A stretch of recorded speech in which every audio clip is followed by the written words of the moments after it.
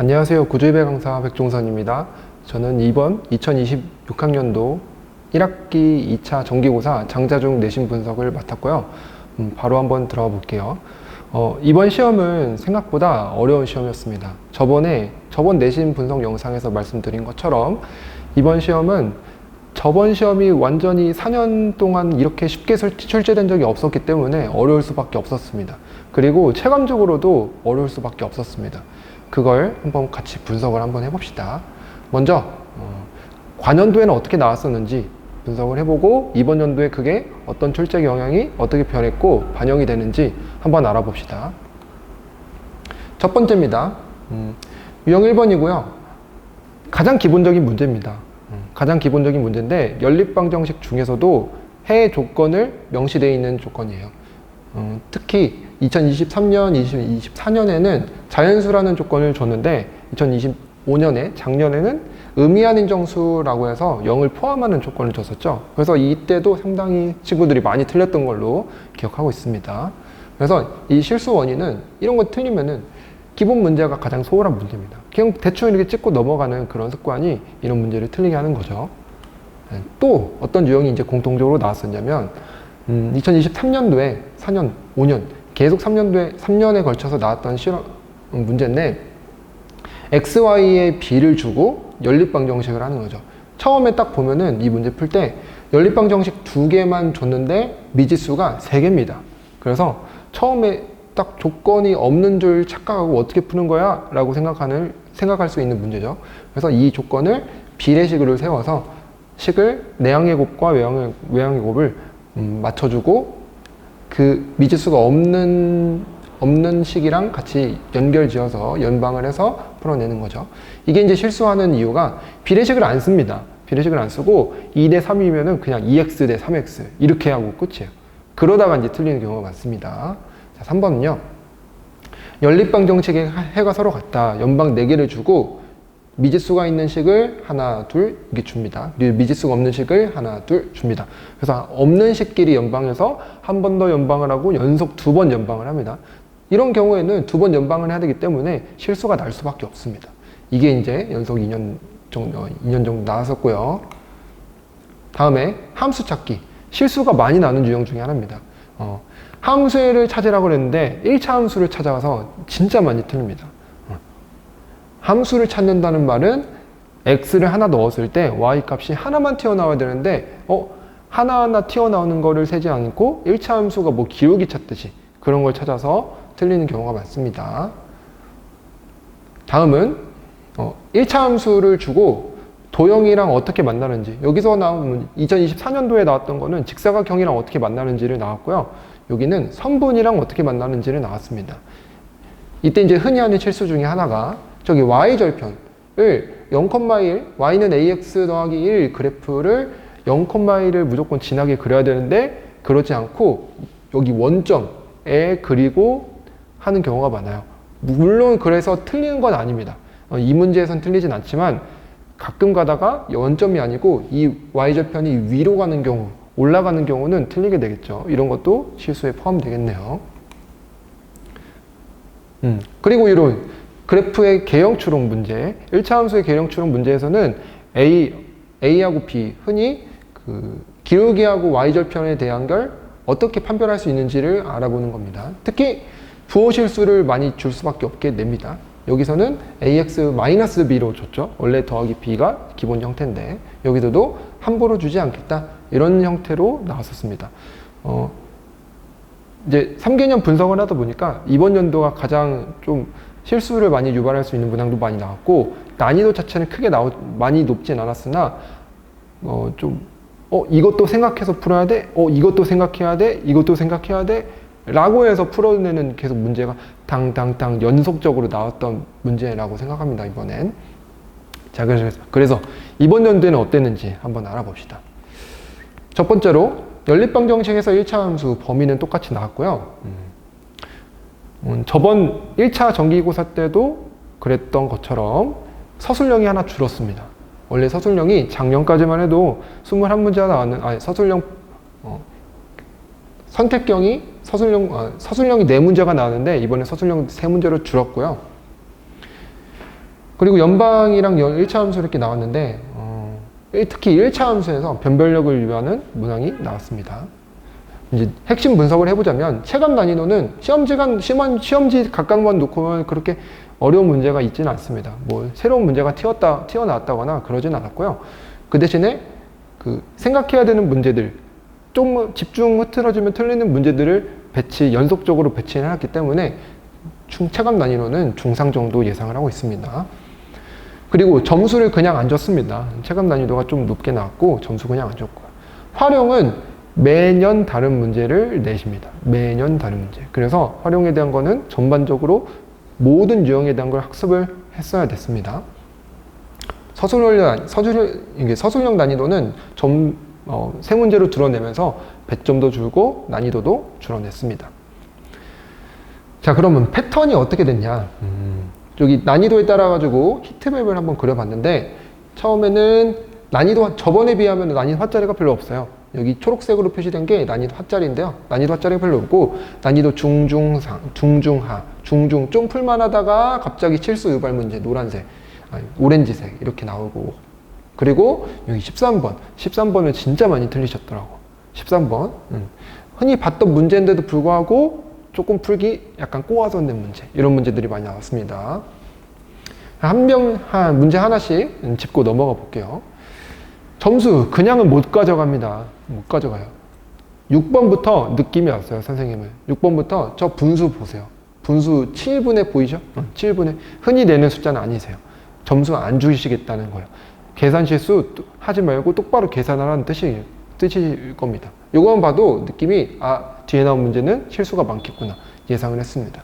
그리고 이것도 흔히 나오는 문제이긴 하지만 이것도 그 숫자를 그냥 주지 않으셨습니다. 그냥 주지 않으셨고 여기 소수점 섞고 분수도 섞고 여기 마이너스도 섞고 괄호도 섞으시고 여러 가지 실수 요소가 많이 들어 있었습니다. 그래서 이제 앞에 나온 거는 이제 그런 경향을 볼 수 있었다면은 이번엔 실제로 많이 틀렸던 것들 문제 위주로 알아보겠습니다. 한 번 더 꼬아서 낸다 이 뜻이에요. 여기 보이시죠? 여기 보이세요? 이거 두 개 바뀌었어요. 저도 처음에 딱 봤을 때 그냥 BX인 줄 알고 풀었어요. 기울기가 빈 줄 알고 풀었는데 다시 보니까 아니더라고요. 그래서 요거 문제는 실수 유발, 기울기가 마이너스 A죠. X 앞에 붙은 개수가 마이너스 A고 얘가 양수라고 두고 Y절편이 B, 얘가 음수라고 뒀어야 됐습니다. 그래서 A는 음수, B는 음수니까 그래프 개형 찾으면은 5번이 답이죠. 2, 4분면 지나지 않는 거 이렇게 나왔고요. 이것도 이제 또한 관연도에 나왔던 문제들의 기반으로 새로운 문제를 꼬아서 내신 거죠. 이번 트렌드는 한 번 계속 꼬셨다. 꽈배기처럼 꼬셨다. 한 번 더 꼬아서 낸다. 2입니다. 원래는 관연도에는 이렇게 나왔어요. 가장 쉬운 문제들로 이렇게 자연수 조건, 의미 아닌 정수 조건 이렇게 내셨는데 이번에는 이걸 기본으로 1번을 풀어서 2번을 한 번 더 풀어라 이렇게 꼬아서 내셨습니다. 그래서 이것도 한 번 풀고 한 번 풀었는데 이 자연수 조건 없었으면 못 풀었고요. 그리고 A, B 연방에서 구하신 다음에 대입해서 실제로 순서상 4개를 구하시면 답은 4가 되겠습니다. 트렌드가 꼬우셨다. 어디서 봤던 문제였다. 활용 문제 같은 경우는 꼬운다기보다는 새로운 유형이 나온다기보다는 기존에 나왔던 유형 중에서 안 나왔던 것들 위주로 속속 골라서 내십니다. 그런 경향이 있어요. 그래서 4년 내내 보면은 한 번도 겹치는 문항이 없었습니다. 이제 너무 쉬운 거는 겹칠 수 있겠죠. 근데 변별력이 있는 문항들은 겹치는 문제를 안 내셨어요. 아마 내년도에도 똑같을 거예요. 이번 연도에는 계단 오르기 내리기는 했습니다. 계단 오르기 내리기.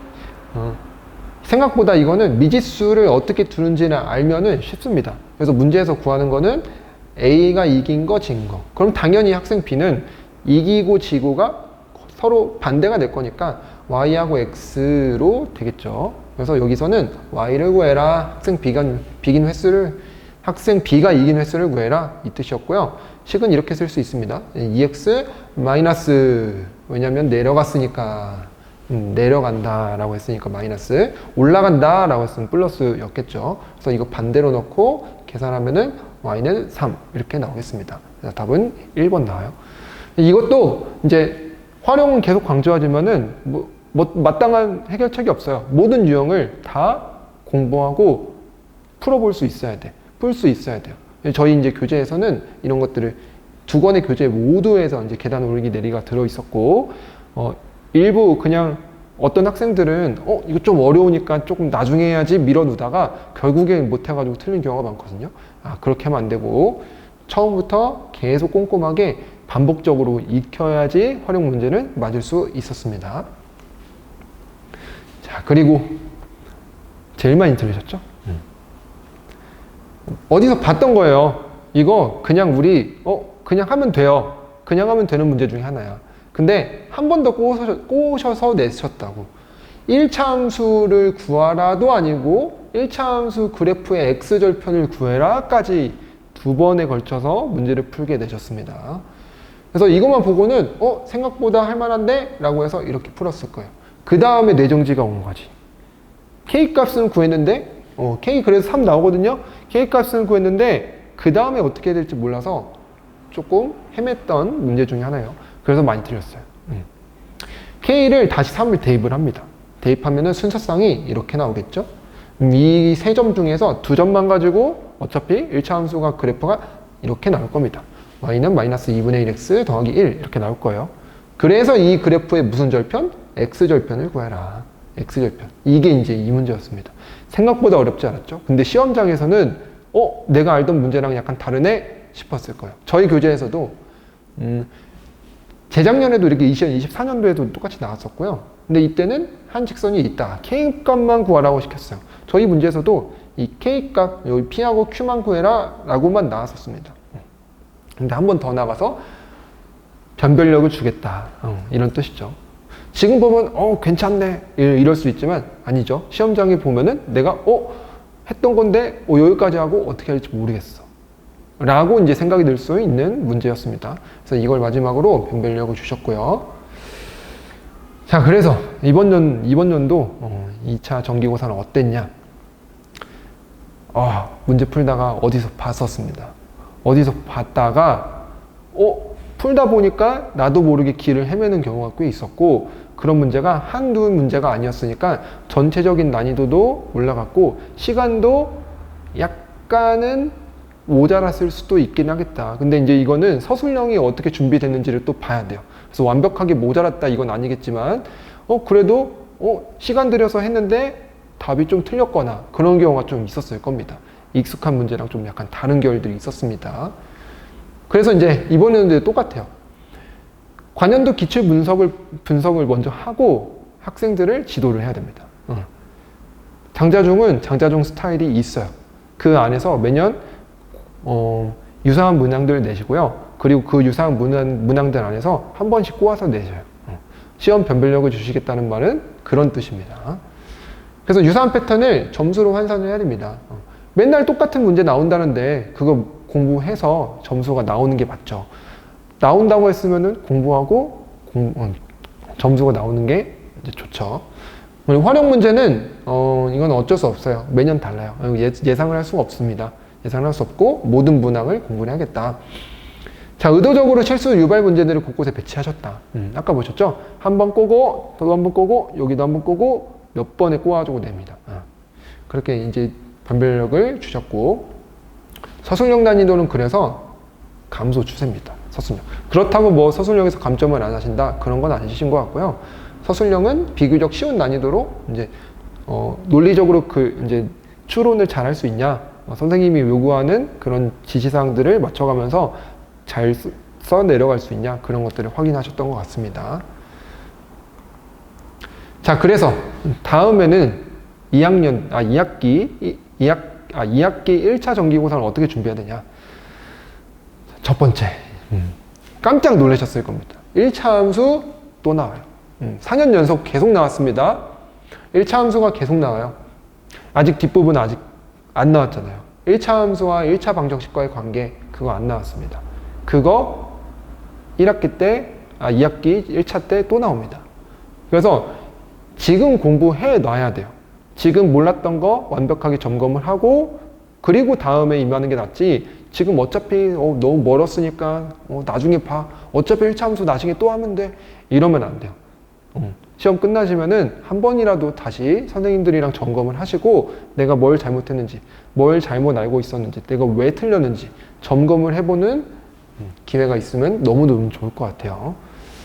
그리고 문제들을 보니까 그냥 아는 도형만 나옵니다. 아는 도형만 나왔어요. 그러니까 뭐 3년 내내 특별한 도형이 출제된다거나 그런 경우는 없었어요. 그래서 예상보다 점수가 잘 나올 수 있어요. 예상보다 점수가 잘 나올 수 있고 모든 도형들에 대한 걸 이제 머릿속으로 유형 정리만 해놓으면은 충분히 고득점이 가능한 시험이 나올 거라고 예상을 합니다. 그래서 반복 훈련을 하셔야 돼요. 모든 유형들을 놓고 반복 훈련해서 AI가 돼야 됩니다. 보조선 어디다 그어야 되는지 이런 것들 바로바로 체크할 수 있어야 됩니다. 그리고 증명 과정에 대한 문제가 반드시 나왔습니다. 반드시. 빈칸 뚫어놓고 여기 안에 들어가 있는 어떤 거를 어떻게 들어가는지를 확인하는 빈칸 문제가 나왔습니다. 객관식이 3번 나왔으니까 뭐 주관식에서도 한번 서술형에서도 뭐 한번 낼만 하지 않으신가 그런 생각을 하고 있습니다. 그래서 증명 과정을 뭐 외우라는 게 아니고 그 논리 과정에 의해서 어떻게 전개가 나가는지 한번 계속적으로 반복적으로 이해하시고 보면 좋을 것 같아요. 그래서 이게 이제 왜 시키냐. 심화 문제가 혹시라도 나오면 이런 그 증명 과정들 안에서 심화 문제가 풀리는 실마리를 찾을 수 있기 때문에 증명 과정은 항상 공부를 해야 됩니다. 이렇게 해서 이제 내년, 2학기 1차 정기고사를 준비를 하면 좋을 것 같아요. 자, 그래서 이렇게 우리는 구주입에서는 분석을 하고 있고, 그리고 또 성적이 잘 나오고 있죠. 이런 분석을 토대로 선생님들께서 지도를 하시고, 그리고 어떻게 시험 전날에 어떤 문제들이 어떻게 나왔었으니까 어떻게 공부를 해라 라는 거를 지도를 해주십니다. 그러니까 그 바탕으로 학생들은 공부만 하면 됩니다. 공부만 하면 돼요. 성적이 이제 잘 나오고 있습니다. 자, 그래서 내신 기간은 좀 저희 어떻게 진행되는지 설명을 해드리면, 아까도 문제를 수록을 해놨는데 윙하고 코어, 이제 윙은 구주입의 자체 교재예요. 내신에서 잘 나오는 유형들만 뽑아가지고 유형별로 정리를 모든 유형을 정리를 싹 해놓은 이제 엄청 좋은 자체 교재고요. 그 다음에 교과서 지도서에 나오는 그런 문제들을 모아서 코어를 만들었습니다. 그리고 의대반 같은 경우는 내신 시그니처라고 진짜 훌륭한 교재가 있습니다. 그리고 이 퍼펙트 모의고사가 있죠. 퍼펙트 모의고사는 366 난이도에 맞춰가지고 좀 어려운 문제들을 선별해서 구집에 자체적으로 되게 권위 있는 시험이에요. 어떤 친구들은 맨날 100점이 나오니까 어차피 수학하면은 100점이 나오니까 퍼펙트 모의고사가 어떻게 나왔는지를 내 실력의 기준 삼아가지고 도전하는 친구들도 있어요. 있어요. 그만큼 권위 있는 시험이라고 생각하시면 좋아요. 그리고 이제 파이널 체크. 그동안에 배웠던 모든 것들을 확인하고, 습득하고, 선생님이랑 같이 점검하고. 그리고 이제 랩업. 저번에 이제 추가됐었죠? 랩업 교재를 취약 유형들만 남아가지고, 집중 공략을 할 수 있겠습니다. 이렇게 해서 이제 구집에는 내신 준비를 하고 있고요. 이번 시험에도 저희 장자중 학생들은 꽤 잘 나온 것 같은데 어떻게 나왔는지, 친구들은 어떻게 나왔는지 모르겠네요. 만약에 시험이 힘들고 어떻게 준비해야 될지 모르겠다면은 구주임에 와가지고 같이 공부하고 더 많은 정보 얻어갈 수 있었으면 좋겠습니다. 네, 이상 구주임의 강사 백종선이었습니다. 감사합니다.